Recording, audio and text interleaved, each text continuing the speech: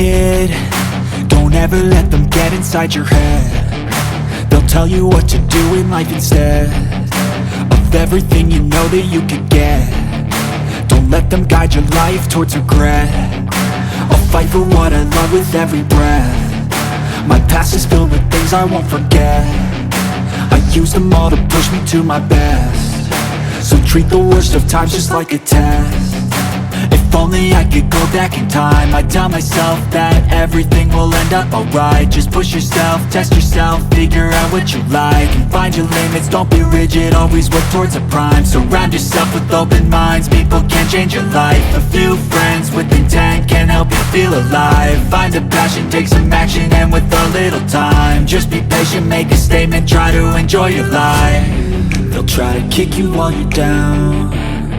They wanna rise up while you drown. They wanna fill your head with doubt. They're silently scared that you'll figure it out. I'll make it look like I'm losing, won't bother hiding my bruises. And when they finally think you're wounded, then it's your chance to be ruthless.